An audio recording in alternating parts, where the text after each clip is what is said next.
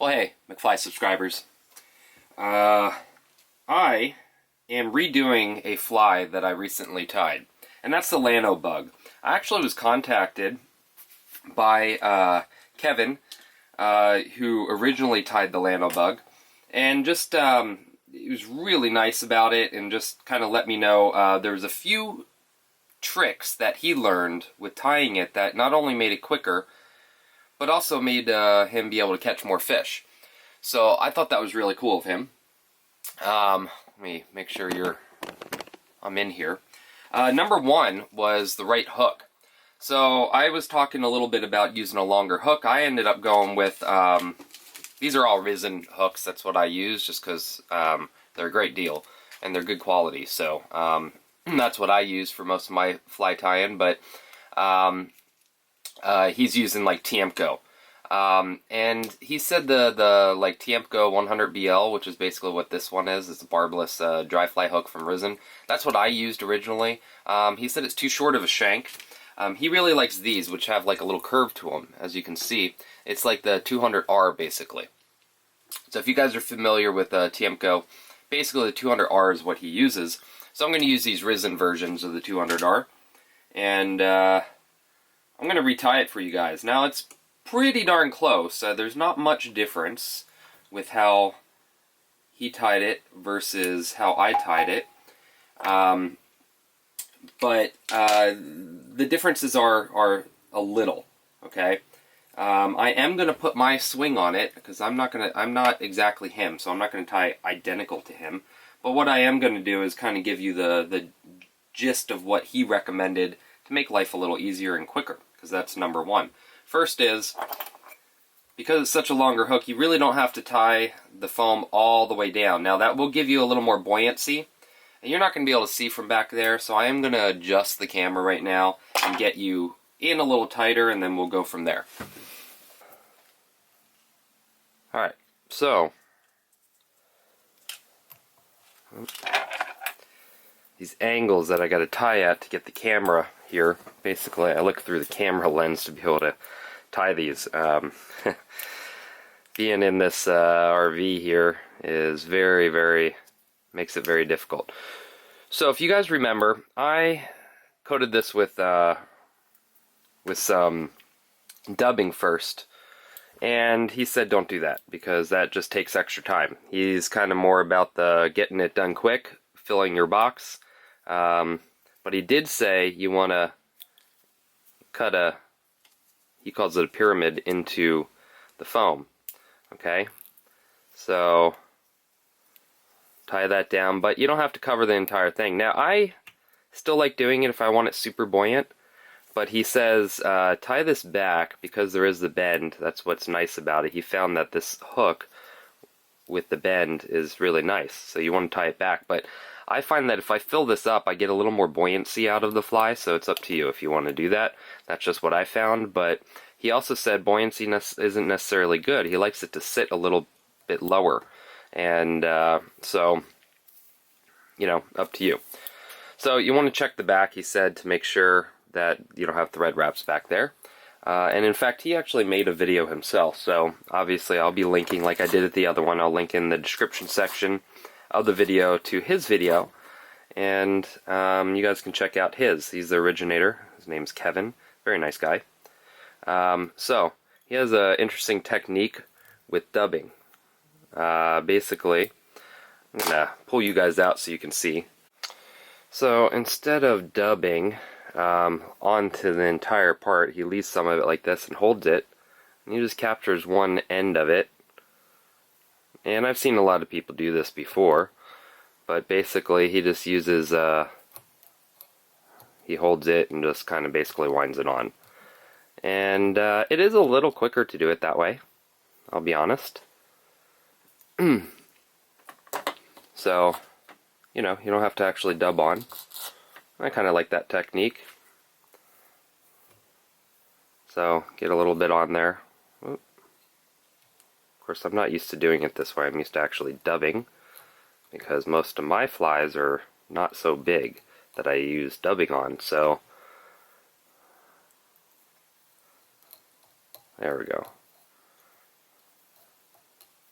And this is a really large dry fly for me. It's just larger than I'm used to tying.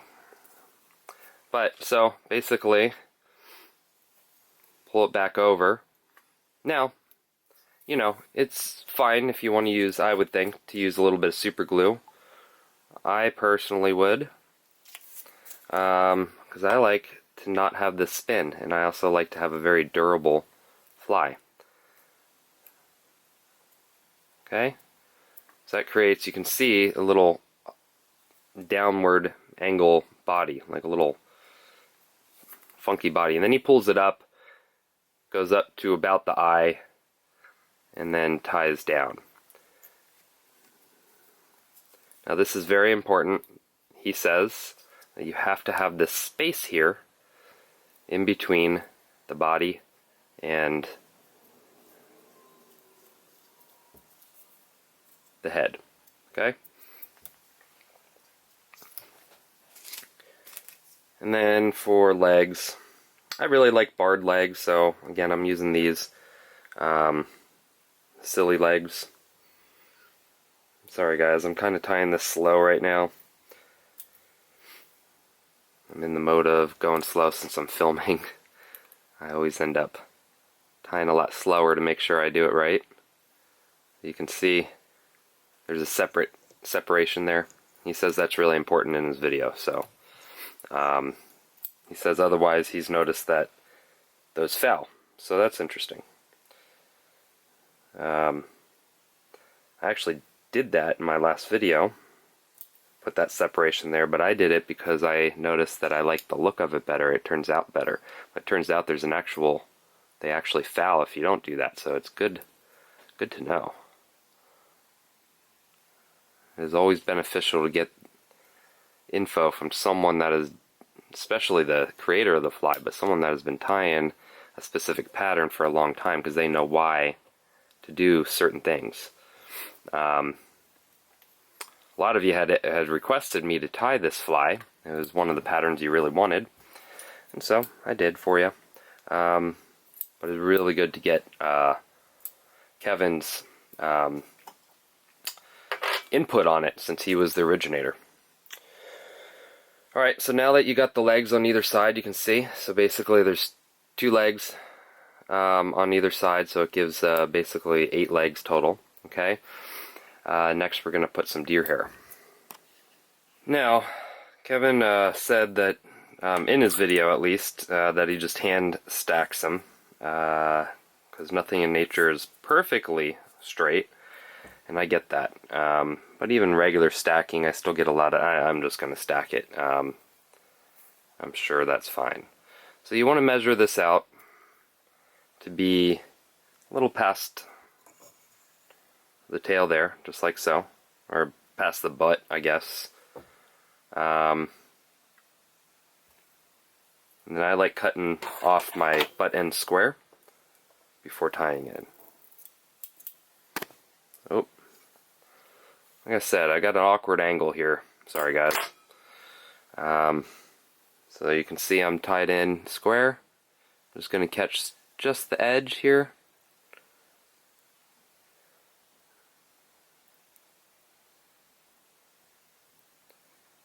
Now he talks about not tying in too tight.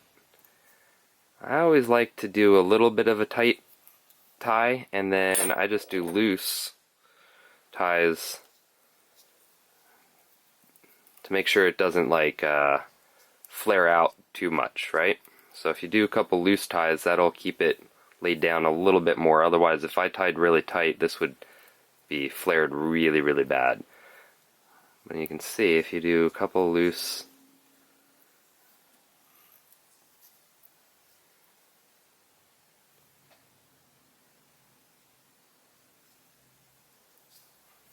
see how that lays that down? Well, that's exactly what you want. So that way you get the strength, it's not going to pull out. But, yeah. Anyway. Make sure everything's even how you want it. Alright, and then you pull up the front section and over. He talks about not making that too tight because you'll cut the thread or cut the foam, and that is definitely a real possibility. You still need it somewhat tight and create like a little bulbous back. And also it depends on the thread you have. So if you have a round thread, it's going to cut it. This is a flat thread. It's Veevus 10-aught. Now, I've got a few issues here. You can see some of the fibers, the fur, deer hair came down. So if that happens to you, I mean, it really shouldn't. And you know what I forgot, guys? I forgot to put some more dubbing right there. That should have had dubbing. Sorry, I'm talking at the camera. This is why I do voiceovers and not talk at the camera. I forget things. Well,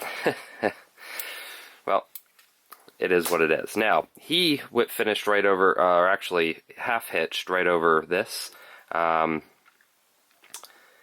he didn't add like a little like bright hot spot like something like this.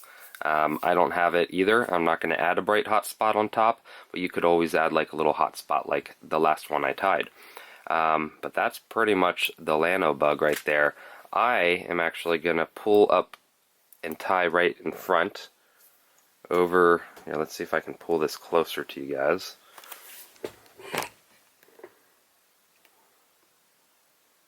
Hopefully that's focused enough.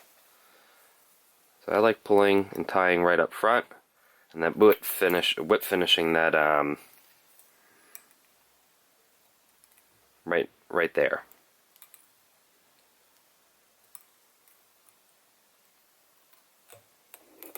For me, I just trust that more, and then I can always add a little bit of glue right there to really make sure that won't come out.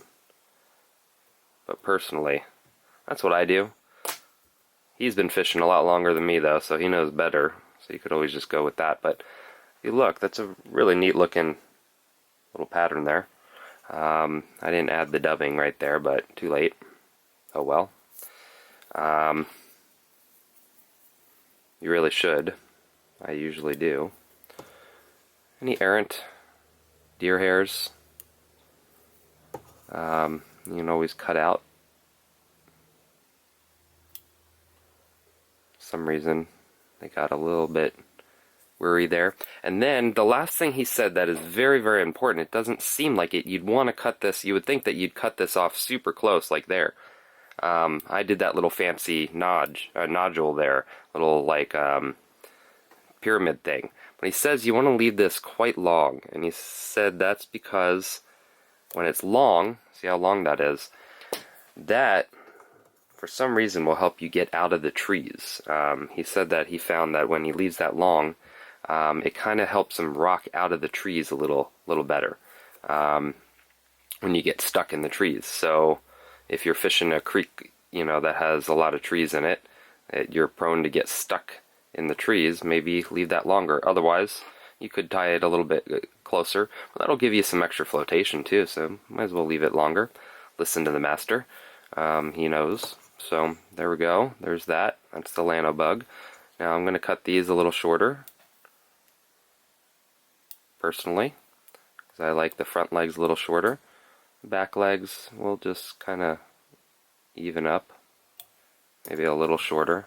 I like to leave those longer, somewhat. Alright, so those about the right length. Perfect. There we go, guys. Well, welcome to me tying without voiceover. It's really tough to get this camera in close enough, I'll be honest, and tie good. I'm tying around the camera and it's just not making it perfect, so sorry this didn't come out exactly perfect. Usually when I'm doing the voiceover, I'm not, I've got a little more, I try a little more to get that camera positioned a little easier, but it is what it is for this one. So, but hey, welcome to my tying room. Basically, it's the living room that I just bring this whole bench that I've got in. Now for dubbing, I noticed that he used Antron, and that's what I use too. It's this little thing of Antron I've got. Antron dubbing is good dubbing. It is technically a dry fly dubbing. And so that's what I just used on this one. But, you know, I think you could probably use any dry fly dubbing. I can't imagine that would be a problem. Now, I'm sure he will make a comment on here. I told him I was going to make something like this, and I asked if he could chime in on some of the things I might have done right or wrong, and what I can improve, because I want you guys, the whole point of me making these videos is for you guys to learn something, and sometimes I learn something. Most of the time, actually, I learn something making these videos. A lot of times I'll find out that, you know, someone will ask me to tie a fly that I've never heard of or tied before, and I learn how to tie it. And sometimes I don't do it exactly perfect, and I really appreciate when someone knows better and they're able to tell me, you know, hey, wait, this is why this was designed this way. And, you know, sometimes you just make a different version of a fly, and it can still work really well. But it's always good to know why the originator tied something a certain way. So, definitely the number one thing I got from him was use that longer curved shank hook, like the 200R. That's the best hook to use for this, and also leave this long. Those are the two main things that I gathered from him that were very important, that I missed on the last fly that I tied. So it's good to know. Those are the reasons he wanted that, and I was really excited to be able to make another video for you guys. Hope you enjoyed it. For, you know, to be able to show, you know, why it was tied a certain way, if that makes sense. So, risen fly rods. Well, you're not going to see that. Got to focus. Hold up. There we go. Well, I've got the... Well, anyway, you guys get the idea. They have amazing hooks. Amazing quality hooks. Also really good quality fly rods and a whole bunch of stuff. At a really, really reasonable price. You guys know that I am a bargain shopper. I do not like spending a lot of money. In fact, I am very, very cheap, some people could call it. And that's just because I don't like spending money. I'd rather save it for other things. So I look for the best deals possible, and Risen has some really high, but I also don't want junk, and that's the thing, is that Risen has really good quality rods and reels and everything, but it's not junk. It's good quality stuff. It really is. I've turned down a lot of sponsorships before because it was either junky or, in my opinion, way too expensive for what it was, and this is not that. I actually approached them because I heard a lot of good things from other people about that, and once they became a sponsor, I was very excited because this is, like I said, really good quality rods, reels, and fly tying equipment, but at a good cost. I mean, that's the thing, is you're not going to, have to take out a mortgage, or you're not going to have to not pay your mortgage to be able to, afford a fly rod. Some of these nowadays are $1,000 for a fly rod, which is crazy, and he's got some really high quality ones starting about $100, and a limited lifetime warranty, guys, which is pretty amazing. And then the fly tying material is still really good quality, and he's got a lot of different stuff. So hooks especially are really good. He's got beads, everything for really inexpensive. So go check that out. Risen Fly Rods. That company is awesome. And the owner is really, really nice. I've talked to him a bunch of times. The owner of it is just a really, really good guy. And he works really hard at making sure that you guys are taken care of. So if there is ever an issue with something, just contact them, and it goes directly to the owner. And that's the nice thing, is that it's not just some random person that doesn't really care. This is the owner of the place that actually handles a lot of the emails regarding any problems. He's got some other people working with him, but he wants to make sure that if there is ever any issues, which is rare, but if there is any issues, that he is there to take care of you. So that, to me, makes it all worthwhile. But anyway, go check out Kevin's video. Again, I will link it in the description section. Go check out his video on tying this fly. and I think you'll really enjoy it. So anyway, I will see you guys on the next video. Now you go catch some fish.